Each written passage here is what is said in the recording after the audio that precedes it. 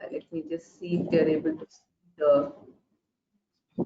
Yeah, we can see the screen. Webcam, I think you still have to share. Yeah, I'm just going to do.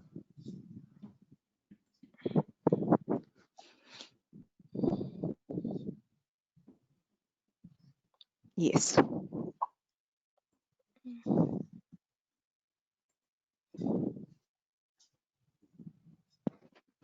Okay. Thank you, Soumya. I think I can also Yeah. see all the attendees. So I hope all of you are able to hear me now.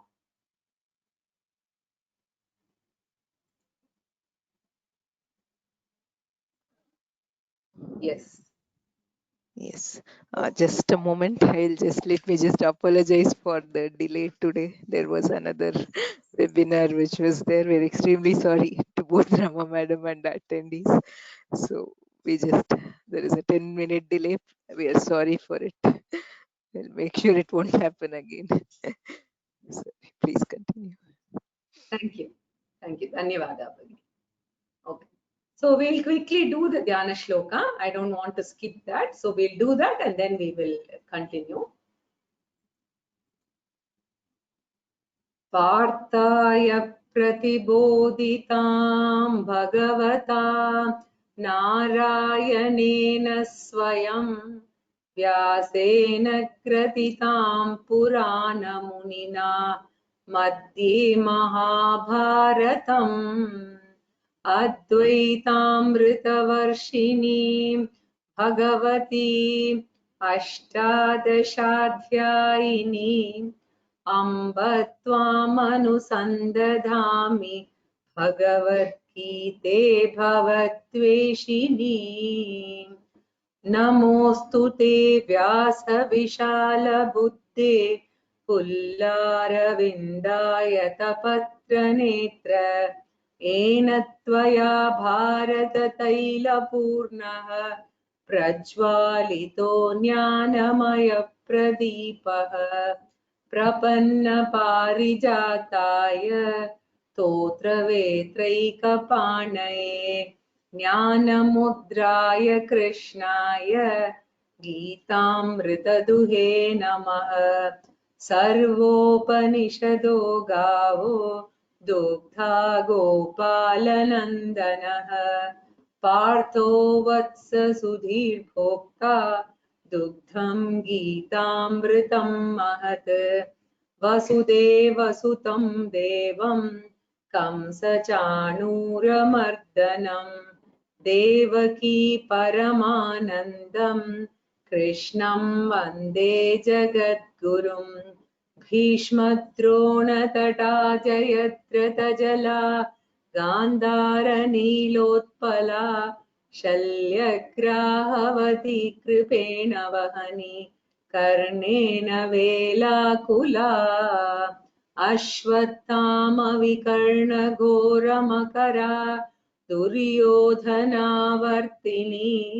सोतीर्णा खलु पाण्डवैरणनदी कैवर्तककेशवः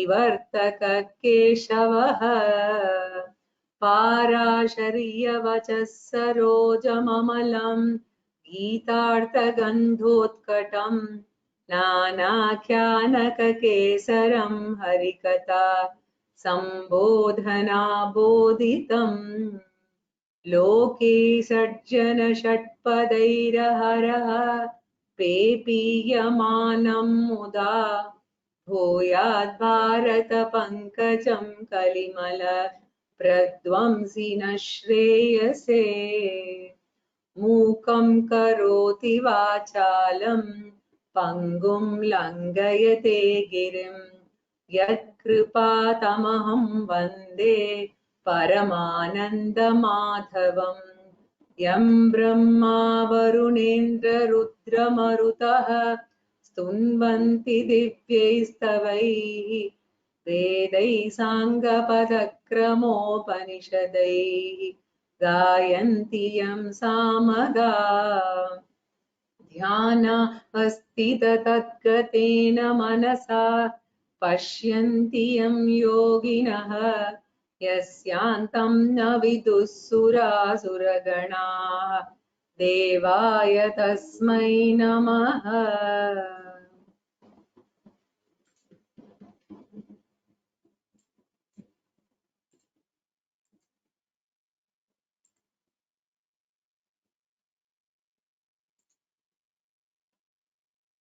Sadashivasamarambam Shankaracharya-madhyamam Asmadacharya-paryantam Vande Guru-paramparam. Om.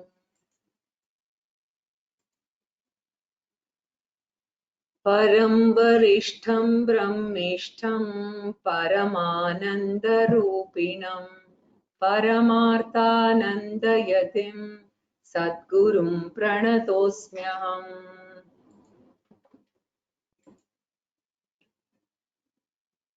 So, we were seeing the last few shlokas of the Dvadashodhyayaha. So, we will continue with it. And throughout the Bhagavad Gita, if you see Lord Krishna, in several places, he keeps giving a list of spiritual disciplines which are to be followed by serious seekers. And these spiritual disciplines are extremely important, and therefore Lord Krishna repeats them on several occasions in 12, then again in 14, 16, 17th and 18th, everywhere, right? So these spiritual disciplines are extremely important because the benefits are manifold, right? Even for a person who's not a spiritual seeker, these disciplines are very, very useful, right? Because they take care of the physical health, the emotional health, etc., right? So various books today speaks, and even doctors speak about avoidance of stress, right? But basically stress is what is a result of emotional disturbance only. So when the stress is continuously there for a length of time, it starts affecting our physical health also, right? And because stress reduces our immunity, right, all kinds of diseases start hitting us, right? Especially in these days when we are struck by this virus, immunity becomes so important as compared to anything else. Therefore, it is very important for us to make sure that our emotional health is under control and we take care of it, right? So even as we grow old, right, the immunity starts coming down, but with stress it further comes down, right? Therefore for our good physical health, mind should be free from emotional disturbances. Therefore these disciplines which are useful for spiritual growth, they are also useful for mental health and harmony, right? Very important. It also maintains the intellectual health also, right? Because it promotes good thinking, right? Clarity of thinking, etc. So Bhagavad Gita obviously talks of these spiritual disciplines primarily for spiritual health, right? And not for other things, but they are all byproducts. The physical, mental, intellectual health are all byproducts, and the primary purpose of the spiritual disciplines is spiritual health. And by spiritual health, what we mean is a very highly refined mind, or what we call as the Shanta Chittam or Chitta Shuddhi, we say, right? When the mind is refined, right? Therefore, for all Vedantic students, if they have to absorb the teaching, these disciplines are very, very important. So for absorption of the teaching, for retention of the teaching, you require these disciplines. And only if you retain the teaching in the mind for a length of time, it will get assimilated into your personality, and then slowly, that will also be very much seen visible in our actions, right? And more importantly, the spiritual knowledge which we assimilate can give us a unique joy, peace and fulfillment at the mental level, right? So which is called Jivan Mukti. And Vidyaranya Swami calls it Jivan Mukti Vishesha Ananda. The sense of fulfillment that comes from Jivan Mukti, right? So first of all, this is very useful for the physical, mental and intellectual health.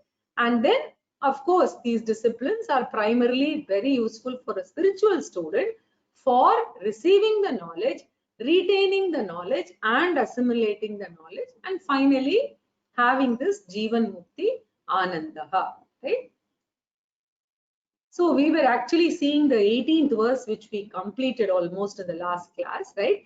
And we saw that Lord Krishna has been repeating the values, right? Wherever he gets an opportunity. And in these verses, which we began in 13 and all the way up to 20, Lord Krishna points out even a jnani, after completing the study of the scriptures, even after receiving the knowledge, he needs to follow these disciplines, right? So that he can enjoy the Jivan Mukti Ananda, right? He can experience this Jivan Mukti Ananda. So therefore, throughout the life, whatever be the level of your spiritual sadhana, one should give importance to the spiritual discipline, right? So the list we were seeing, so the first value he insisted was avoiding hatred, and he said no hatred is justifiable, right? Emotionally, physically, intellectually, spiritually, right? It can harm, that hatred can harm us, right? So therefore, we should make sure that we do not have strong hatred, strong raga, dvesha especially here he spoke about, and that was the first one. Thereafter, many things, many values he gave. I have a list which I will put up shortly. And we saw in the last class in 13, 14, 15, 16, all of them. And they're really worth writing and keeping, or you can even stick the slides that I have put together, right? So we can see that whatever is the gap, if regularly we can check between my personality and the norms that Lord Krishna has given, how are we going to bridge the gap? Even if we are able to achieve 10%, 20% of them, right? That will promote our, it will help us in maintaining equanimity or samatvam, right? So Krishna always says that strive for this. And Lord Krishna actually warned in the second chapter, Matras Parshast Kaunteya Shitoshna Sukha Dukkada Agama Payino Nityaha Tan Sthitik Dishva Bharata. May you increase your endurance power, which is called Shama in Shamadhi Shatka Sampati, right? And tolerance or endurance, right? And intolerance is considered as a very big obstacle for spiritual growth, right? We saw Titiksha and Shamadhi Shatka Sampati in Tattva Bodha or Introduction to Vedanta also, right? So whenever a painful situation comes, we look at it as an opportunity for improving our emotional immunity. Therefore, Lord Krishna said, Samashatraucha mitrecha. Sama means avoid the nourishment of raga and dvesha. Our natural tendency is what? When a person is favorable, we develop attachment towards him. When a person is unfavorable, we naturally develop hatred. So that is samatvam. Never nourish raga and dvesha. Understand the favorable people will be with us for some time, and after some time they may not be there, right? So the sannyasi's mindset can we start developing, right? What is the sannyasi mindset? A mind which is prepared to lose the losable is sannyasi mindset, right? Everything in this world, every blessed thing, as Swamiji puts it, is losable, including our own health, right? Our own people, everything, right? From health, everything is losable, right? That's the nature of life. So preparing the mind to lose the losable is sannyasi. Therefore, never form attachment.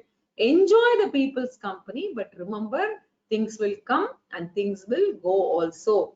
Similarly, tata mana apamana yoho. Manam will come, right? The honor and insult will also come, right?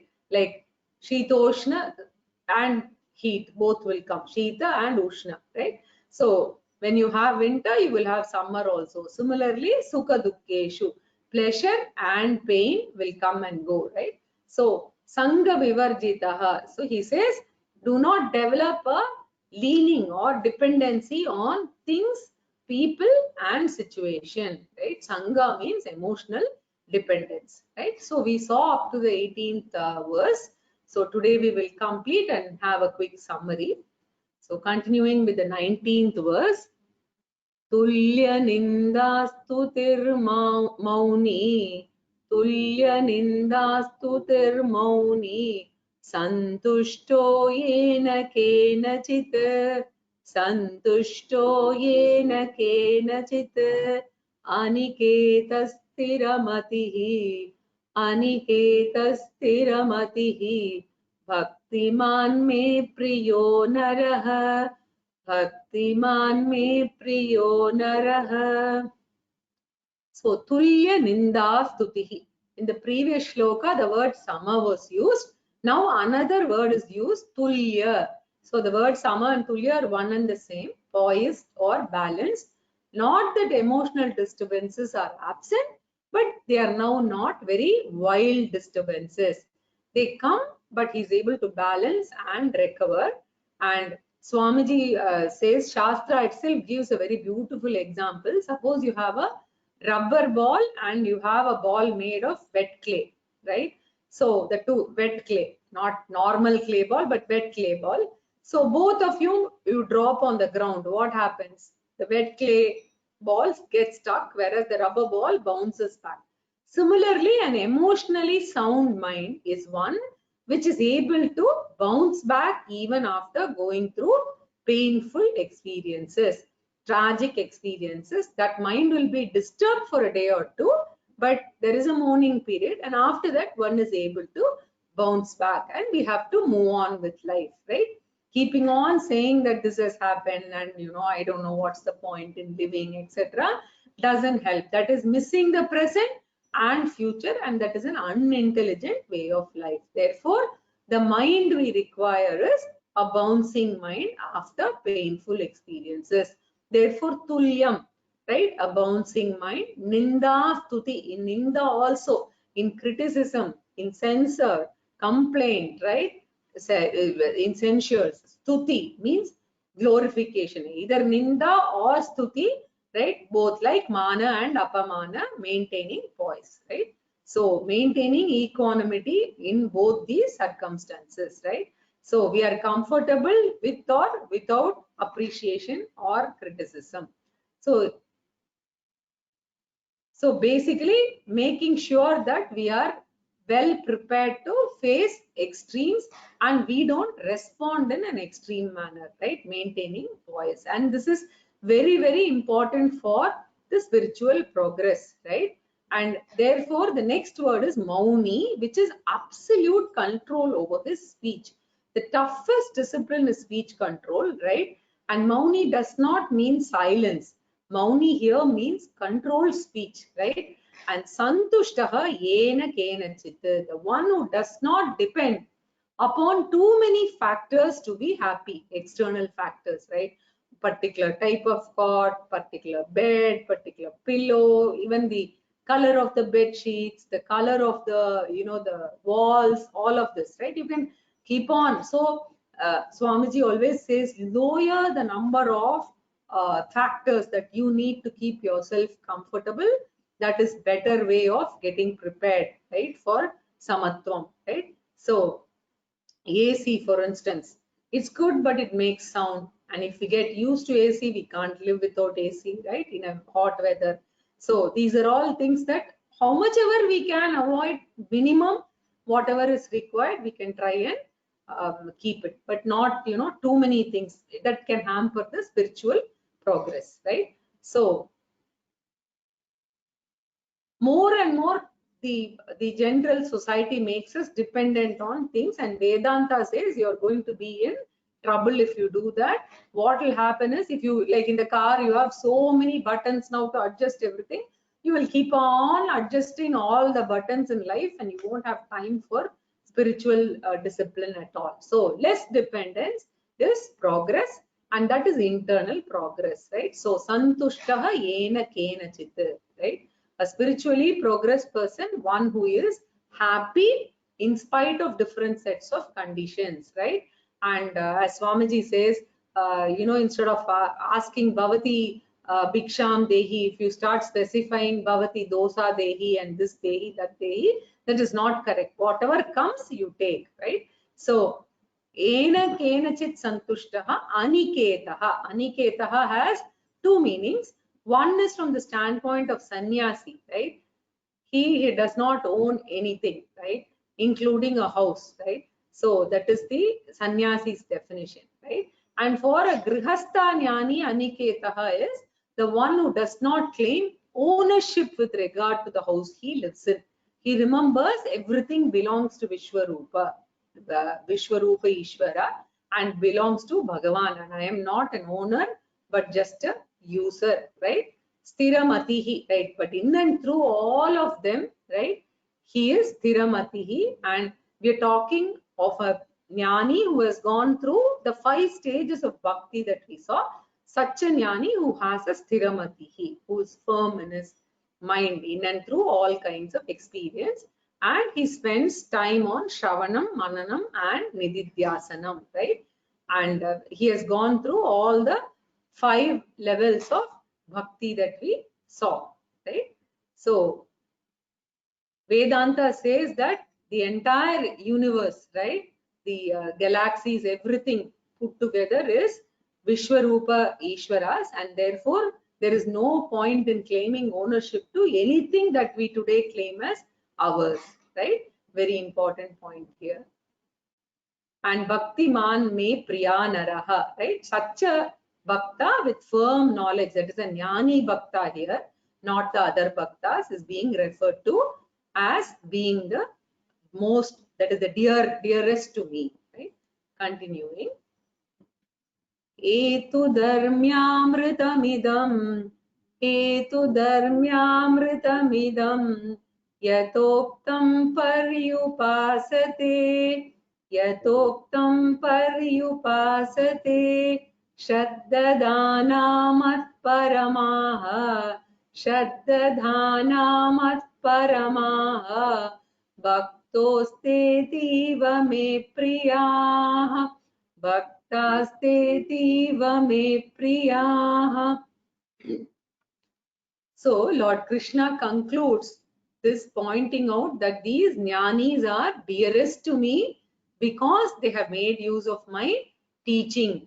Bhagavan has provided this teaching for the benefit of the human being, and human beings alone can study this and attain moksha, right? And these human beings make use of this, and I'm very happy, and they are so dear to me, right? This jnani is dearest to me. So etu, all those people, idam yatoktam paryupasate, follow the teaching of Bhakti Yoga given in the 5 stages from verse 2 up to 12. We saw the 5 levels, right? And which is, you know, dharma and amrita, which is in keeping with, right, the Vedic teaching. Dharmyam means Veda Anusari, right? So for the Hindus, Veda is the original work, right? So any scripture which contradicts Veda, right, is not a proper scripture at all. So any dharmic script, dharma scripture or dharma book has to be in line with the scriptures, right, or the Veda, right? So logic is important, but logic is used to support whatever teachings we have in Veda, right? Therefore, Krishna says, my Gita is in keeping with the Vedic teaching. Therefore, Dharmyam and Amritam. Amritam means immortal teaching. The teaching is immortal. The benefit of the teaching is also immortality. Therefore, Amritam, right? Yatoktam. Why immortality is the benefit? Because moksha is considered immortal, right? Therefore, Amritam. Yatoktam was taught in 12th chapter, Paryupasate. Whatever was taught in the 12th chapter is not merely for hearing, listening in the ear and just letting it go, but for imbibing it, right? Make sure that it goes in. Paryupasate. Those who, right, it means those who learn and try to practice sincerely, Shraddhadana, with the faith, right, in the efficacy of this teaching. This teaching will give you physical health, mental health, intellectual health, spiritual health, and you can absorb, retain, assimilate, and enjoy Jivan Mukti. So those who have faith in the validity of this teaching, Mat Param, those who have the goal as Bhagavan, Lord Krishna says, I myself am the goal for these people, And when Lord Krishna says, I am the goal, it means Bhagavan is the goal, right? And because the world is, why should Bhagavan be the goal? Because the external world is Anityam, Bhagavan is Nityam. The intelligent person chooses Nitya Vastu, the permanent one, and the unintelligent person would choose an impermanent one like name, fame, wealth, possession, etc. Right? So the world is the means and God is the end, right? Such bhaktas are called Mat Parama, Te Bhaktaha, Me Ativa Priyaha. These are dearest to me. And if you remember the 7th chapter, Lord Krishna talked about Artha Bhakti, Artharthi Bhakti, Jignasu Bhakti, and Jnani Bhakti. And here he says, Jnani Bhakta, right? One who has attained this knowledge, right? He is dearest to me, right? Tesham Jnani Nitya Yuktaha, right? Eka Bhakti Vishishyate. He is my favorite, dearest one. He is dearest to me because he has become closest to me. He is one with me, right? So with this, Lord Krishna concludes the 12th chapter of the Gita, right? And I will complete the summary also because it was a very short chapter by itself. Om Tat Sat, Om Tat Sat, Iti Shrimad Bhagavad Gita Su, Iti Shrimad Bhagavad Gita Su, Upanishadsu, Upanishadsu, Brahma Vidyayam Yoga Shastre, Brahma Vidyayam Yoga Shastre, Shri Krishnarjuna Samvade, Shri Krishnarjuna Samvade, Bhakti Yogo Nama Dvadashodhyayah, Bhakti Yogo Nama Dvadashodhyayah. Okay, so let's just quickly see the summary of this chapter. So there are basically 4 topics here. The first one was, if you remember, Arjuna's question and Krishna's answer. What was this question about? In the 11th chapter, Lord Krishna had talked about Bhagavan as Vishwarupa Ishvara, right? And he speaks about basically, and that comes under what? Saguna Ishvara. God with several attributes. Vishwarupa Ishvara is also God with several attributes. And the world is so full of color, forms, etc. So naturally, Vishwarupa Ishvara is Saguna Ishvara. And in between, Lord Krishna has talked about the Nirguna version of Ishvara also. Ishvara as absolute consciousness principle. 7th chapter also, Krishna spoke about Para Prakriti, right, called Nirguna Ishvara. And then we also saw Aksharam, Brahma, Paramam, etc. In the 9th chapter, Maya Tadamidam Sarvam Jagada Vyakta Murtina, etc. So Nirguna Ishvara has been mentioned here and there, even though predominantly Saguna Vishwarupa was talked about. Nirgunam was also talked about. So the difference between Saguna and Nirguna is, in Saguna meditation, one sees the difference between meditator and meditated in the Saguna meditation. In the Nirguna, you don't see this, right? So the Veda Dhyanam or Dvaita Dhyanam, right, is Saguna Dhyanam, right? Whereas in Nirguna Ishvara Dhyanam, there is no difference and there is no separating or differentiating attributes, right? So it is Advaita Dhyanam, right? Nirguna Ishvara Dhyanam, right?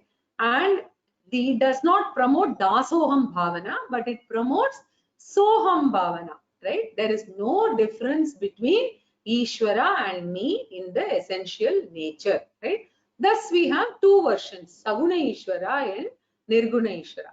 So Arjuna wonders which one is better, which is superior. This was the question in the first shloka. And Lord Krishna gives a brief answer, which is not an answer at all really, because Lord Krishna feels the question itself is wrong, right? Because you cannot ask which is superior when you have to choose, right? Anyway, you know that one of them is wrong, right? So you can ask the question which is superior only when you have a choice. So according to Lord Krishna, there cannot be a choice between Saguna and Nirguna. everybody has to go through Dasoham Bhavana and then go to Soham Bhavana. So which means they start with Saguna and then they become Nirguna, right? Like Swamiji says, from triangular format to binary format, right? So Dasoham, this is the Jagat. I am a mere Jiva and I need God to help me out of my problems, right? So Dasoham is definitely superior, right? So, but Soham is actually the Nirguna Ishvara Dhyanam. So both are important for everyone, but one has to go through Dasoham and then Soham. Without Dasoham, right, Soham is impossible, and without arriving at Soham, Dasoham is incomplete, right? Or put in other words, right, Dvaitam, without Dvaita Bhavana, Advaitam is impossible, right? And without Advaitam, whatever we undertook in Dvaitam is incomplete, right? So there is a non-answer here, and Lord Krishna gives that answer as the Saguna meditator is superior, but Nirguna meditator alone will get moksha. He says that, Krishna, you will remember that. And then subsequently, having briefly answered this in the second shloka, from the third shloka onwards, the teaching starts from third shloka up to 12. Lord Krishna talks about the 5 stages of spiritual sadhana, and all put together is called the Bhakti Yoga. Extremely important. Bhakti Yoga is not a separate sadhana, but it is the name of each of the 5 levels put together, right? So it starts with Karma Yoga level 1, Sakama Karma Pradhana Karma Yoga, then Nishkama Karma Pradhana Karma Yoga, right? And then Ishta Devata Dhyana Rupa Upasana Yoga, then Vishwarupa Dhyana Rupa, and then Nirguna Ishvara, right? So basically in the initial stages, what happens, right? People know that they want something called moksha, but they don't understand its real value, the significance, etc. So what happens is the beginner generally is interested in artha. Artha means wealth, and kama means the sense pleasures, and dharma is sufficient punyam for a better next birth. That's all a religious minded person wants, right? And thus most of the people are interested in solving the worldly problems and getting worldly successes. So in the 7th chapter, Lord Krishna called them Artharthi Bhaktas, or Artha Bhaktas, who actually wanted to get out of some problems, right? So Artharthi Bhaktas are, they go to God and become materialistic devotees, either to solve their personal problem or to get success in their worldly endeavors, right? But only one thing God says is, all this is fine, but at least have Ishvara Arpana Bhavana and accept the results as Ishvara Prasada, right? So that is the minimum that God is asking us to do. So not only I dedicate the karmani, but I also accept the results as Ishvara Prasada at the Sakama Karma Pradhana level itself, level 1 itself, right? Now, what is the difference between level 2 and level 1? In level 1, you are asking for everything that is personal, your family, your possessions, your profession, etc. But when you move to the second level, right, which is Nishkama Karma Pradhana Karma Yoga, right, what you are essentially looking at is, you are looking at saying that Loka Samasta Sukhino Bhavantu. No selfish prayers, but the prayers are for, in general, for the society itself, right? So he slowly moves up to the next level, right? He doesn't only look at his family, but slowly he pursues all the karmas, but he pursues it for the benefit of the society at large. And also he says, go get involved more and more in Pancha Mahayajna. We saw Pancha Mahayajna earlier also, Deva Yajna, Pitru Yajna, Brahma Yajna, Bhuta Yajna, and Manushya Yajna, right? And contribute, and these prayers, let them be universal prayers, right? And you pray that the results go to the world at large, right? So they are all contributory activities which will hasten my spiritual growth. This is Karma Yoga level 2, right? First I earn to enjoy, and then later I earn to give. That is the biggest difference between 1 and 2. Earning for enjoying, everybody does, right? But how many people earn for giving, right? That attitude is Karma Yoga level 2. This is the second level, right? Then the third one is Upasana Yoga level 1, in which I just give a finite form to Ishvara, and even though Vishwarupa Ishvara is all pervading, right? And Nirguna Ishvara is formless. For the sake of meditation, right? I use my Ishta Devata like Rama, Krishna, Shivalinga, Shaligrama, right? It may be Omkara, it may be a flame, it can be any Mahatma, right? It can be our Guru, Acharya, right? So again, this is all for cultivating spiritual virtues, right? And we actually have very nice prayers in the Shanti mantras and in the Vedas.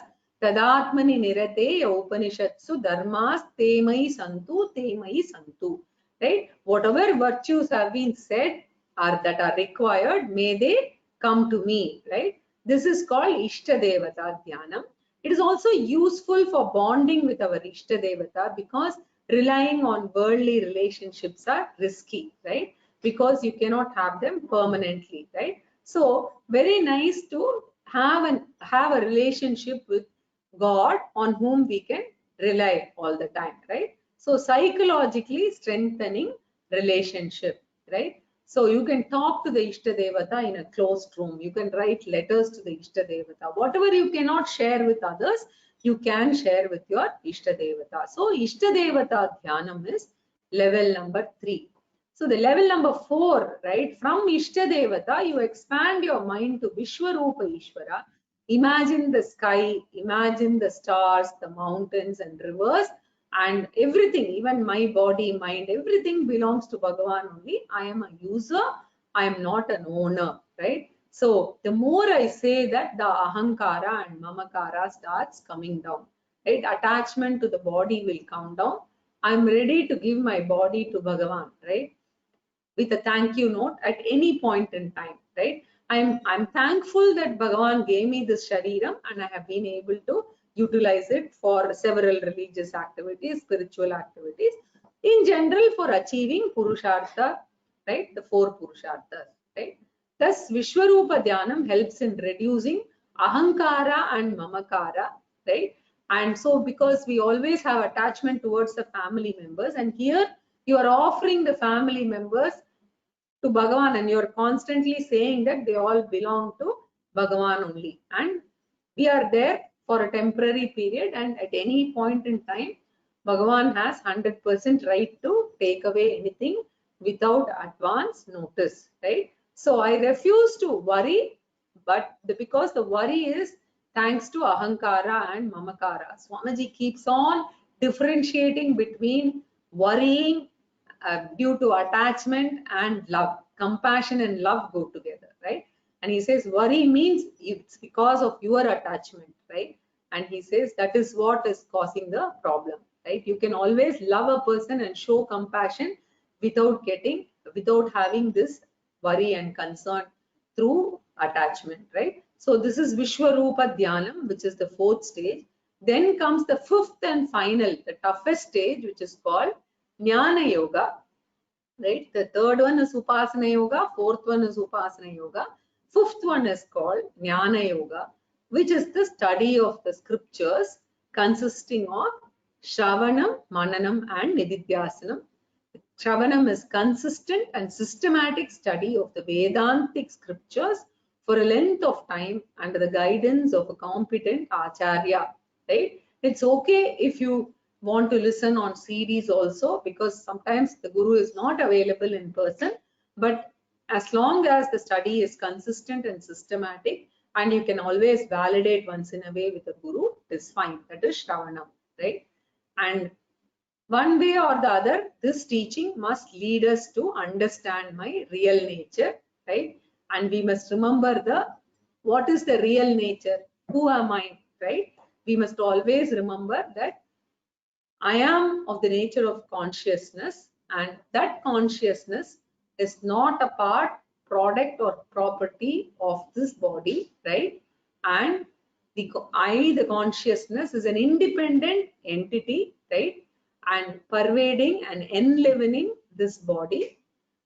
And this consciousness is not limited by the boundaries of the body, right? And I am that consciousness. And after the fall of the body, right, the surviving consciousness is not able to transact, right, with the environment. This is not because the consciousness is not there, but it does not have a medium through which it can transact, right? So that is the essential nature of consciousness, and such a consciousness I am, right? And this is the teaching. And as you go on listening, we start assimilating 5%, 10%, etc. Right? Gradually you grasp. And similarly, Bhagavan's Paraprakriti nature also, which is Chaitanyam, we gradually grasp. And then slowly it starts dawning on us that one water alone appears as wave and ocean. Similarly, one Chaitanyam alone, right, appears as me, the Jiva, as well as the Paramatma. And the essential nature of Jiva and Paramatma is one and the same Chaitanyam only, right? And this Advaita Atma Chaitanyam is what we are claiming, right, as I, right? And this is Advaita Jnanam, and this comes through Shravanam. And during this process, lot of doubts will come. We can clarify all these doubts, and the process of removal of the doubts is called Mananam.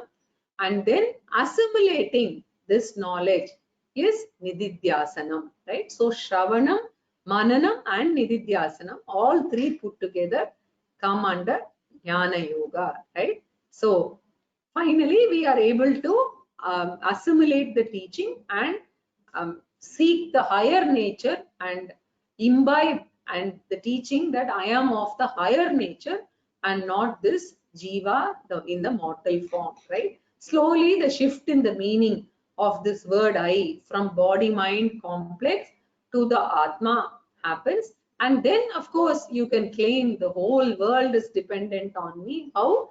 Through Kaivalya Upanishad, Mayeva Sakalam Jatam, Mai Sarvam Pratishtitam, Mai Sarvam Layam Yati, Brahmadvayam Asmyaham. Right? So that is where you claim that the whole universe is sustained by me, the Atma. Generally, in the macro cosm, we refer to the same Atma as Brahman. Both are of the essential nature of Atma. It is the same Chaitanyam, which is referred differently at the different micro and macro levels, right? So, and with this, what happens is when I discover this independence and security in myself, right, there is no bhayam, and Vedanta defines this as moksha as abhayam, right? And in many of the Upanishads, it is described as abhayam, right? No fear of old age, no fear of disease, no fear of death, right? Because of this shift in identification, right? And we enjoy more and more joy. And Lord Krishna says, along with Nididhyasanam, the values mentioned before must be maintained, right? It is not only at Karma Yoga level, we must remember this and keep reminding us the values have to be maintained at all levels. Very important aspect, right? So we saw the traits, the third portion, right, which we saw was we completed in fact just today. The third portion can be broadly divided into two. One referring to those virtues which a Parabhakta spontaneously enjoys, and the second referring to those negative traits which he is totally free from. So certain values, right? The first one we saw from 13 to 19. First value is never hate anyone, right? So that is why it is indicated under a negative one, dvesha, right? Never hate anyone. Right? You may disapprove of a person's behavior, but you cannot live hating that person, right? So yeah, the entire list is given here. Vita, raga, attachment, ahankara, nirmama, nirahankara, etc. Right? So if you note them and try to follow them, the advantage of these values is that you enjoy a calm and unpreoccupied mind, right? And this is a result of these values, right? And to develop these values, there are 5 methods. Very useful, practical advice that Swamiji gives, right? He says first is Viveka. That is, I should remember that the lack of these values will generate a turbulent and preoccupied mind, and presence of some of these values gives me calm and unpreoccupied mind. So first is Viveka, understanding the utility or purpose of these values. It is an inspiration to practice. The second one is a sankalpa, an auto suggestion that I will try to direct my thoughts towards these values.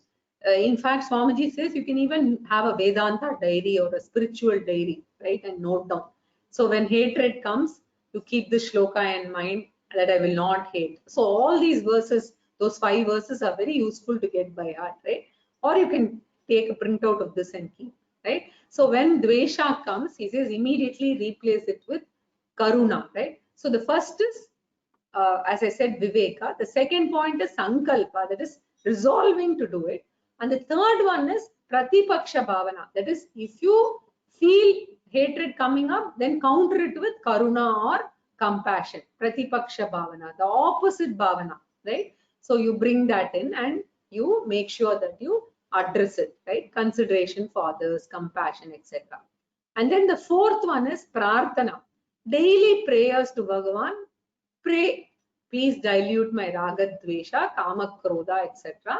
In fact, a beautiful prayer for this is Kamalaja Daitashtakam. It is there in the Gita, the material wherever we put up. You can take a recording also of Bombay Jashris of Kamalaja Daitashtakam and listen to it to get by heart. Vidyam Shuddham Cha Buddhim Kamalaja Daite, right? So it is very, very, very beautifully said in that. You ask the goddess to bestow you with, all the Shamadhi Shatka Sampatti and all the values that are required for spiritual pursuit. And the final one is Satsanga, association with people who have these values. Then unknowingly we start imbibing, right? Like through osmosis, right? You start imbibing those good values from them, and this calm and preoccupied mind helps us meditate upon aham brahmasmi, right? Even for 15 minutes, if we can do dhyanam without family members, our profession, possessions entering, it would be really good, and we can enjoy, right? As Swamiji says, once you follow the values, you enjoy a unpreoccupied, calm mind, exactly like the Sthira Prajna described in chapter 2. So the 5 aspects here, which is a very useful for practicing values, is Viveka, which is understanding what these values are. Second is Sankalpa, which is a strong auto-suggestion. Third is Pratipaksha Bhavana, which is practicing the opposite thought whenever the unhealthy thought arises, like Dvesha with Karuna, etc. And the fourth one is Prarthana, right? A sincere prayer asking for these values. And the final one is Satsanga, which is good association with good people, and thereby we imbibe good values, right? So these are the other values which are here. The rest of them are here. And then the last part was in the verse 20, which was the glory of the teaching, right? And basically through these values, what is the direct benefit and how do you measure your progress? FIR reduction, which we've spoken so many times, the frequency, the intensity, and the recovery period after an emotional impact, right, would start coming down. That is FIR reduction, and increased CCC, right? Cheerfulness, calmness, and confidence, right? So the pitch at which we shout will start coming down, then the frequency will come down, then the recovery period will also improve. So wherever we start, we would improve, right? And Lord Krishna says, Samadukka Sukha Swastaha Samaloshtasma Kanchanaha Tulya Priya Priyodhiraha Tulya Nindatma Sanstutihi, in the 14th chapter. The wise man abiding in the self is the same in pleasure and pain, and he's the same towards a clod of earth, a stone or gold. He's the same in desirable and undesirable situations. He's the same in censure and praise of himself by others. And even during provocation, I am able to maintain the calmness, that is C, right? Confidence as well as cheerfulness, right? So very important aspects. These are the results of following the values, right? And this is the sign of Gita assimilation. So Lord Krishna concluded that in the 20th shloka by assuring this guarantee, right? So whoever follows these 5 stages, the 5-runged spiritual ladder, whoever follows, he will definitely succeed. Not only that, he will merge into me in the Advaitic discovery. So with this, the 12th chapter of the Bhagavad Gita is over. And this is a very important milestone because we have completed the first Shatkam and the Madhyama Shatkam also now. So we are going to enter the last and final Shatkam, that is the last 6 chapters. So we have seen Jiva Swarupam, we have seen Ishvara Swarupam, and we are going to enter a very important aspect of Jiva Ishvara Aikyam, right? We will see a lot of new concepts also being discussed for the first time in the last 6 chapters, right? पूर्णमदः पूर्णमिदं पूर्णात् पूर्णमुदच्यते पूर्णस्य पूर्णमादाय पूर्णमेवावशिष्यते ॐ शान्ति शान्ति शान्तिः. Any questions?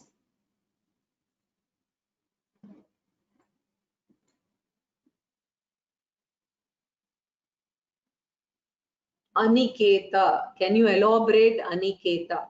Basically, from a sannyasi's perspective, he is a person who doesn't have a home or any belongings, properties, etc. From a grihastha perspective, not claiming ownership is basically Aniketa. You may have a home, etc. But remembering that it is Vishwarupa Ishwaras and that you are not really a owner but a user. It helps, that bhavana helps, that's all. So that is Aniketa.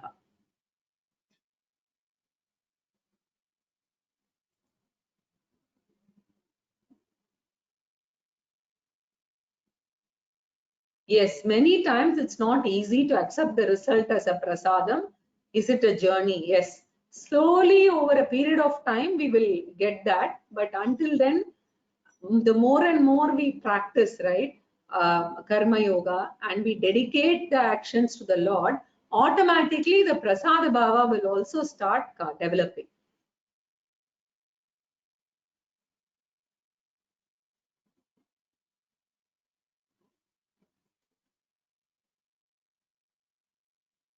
Okay, there is a question on, I have a specific question. Yeah, I have a senior citizen. He looks for excuses to go out all the time. He says nothing will happen to him. I've tried explaining, but unless I throw a major tantrum, he doesn't listen. Is this also Ishvara Prasada? Yes. See, this is again, I would say in 2 parts. If the person is capable of listening and understanding, and then in spite of your saying if he's going out, I think we can avoid the tantrum, and we can say, okay, I will only tell this much, and if the person is completely sane and he's wanting to go, we just let go, right? So the tension and the stress will come down when you leave it to Ishvara, because you have tried your best. But if the person is not in the senses, then you obviously have to control more, and there, you know, the behavior is very different, right? So I hope it answered your question. So I did explain Aniketa, I think already, that is okay. Yeah, have you already explained the Shanti mantra meaning? Yes, Purnamada I have already explained, but what I will do is I will look for an opportunity to explain that again. and I will do it in detail, because it will take quite a while to explain. And I will do one thing. I will point the class in which I have discussed this mantra, and I will put the link up in the next week's slide. It is there very much. So I will do that. Mohanaji, I'll do that next class. Anybody else wants to ask a question? You can put up your hand.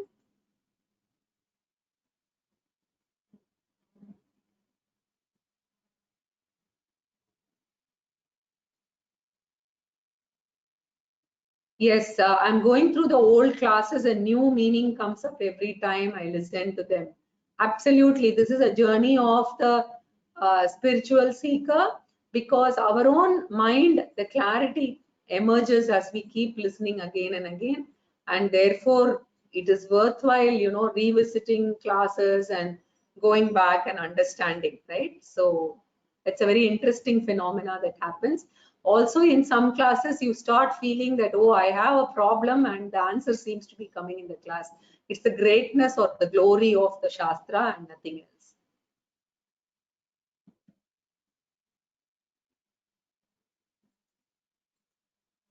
How do we get a guru? That is also Ishvara Prasada. Sincerely praying to God will show you the right direction, right? It can be through a friend, it can be through somebody might tell you that here is a guru who is, from whom you can learn. It can be any of these ways, but a sincere prayer for a guru and your sincerity in, going through the spiritual journey will definitely lead you to a guru. The guru will appear in some form. You'll get information, or you will yourself feel drawn towards somebody and you will accept that person as a guru. I don't see any hands raised here. So next class we will start with the 13th chapter. So that's the last section, the last 6 chapters. So very interesting parts coming up there. So Hari Om. Next week there will be no clash. Hopefully we will start at 8:25 itself. Thank you. Dhanyavadaha.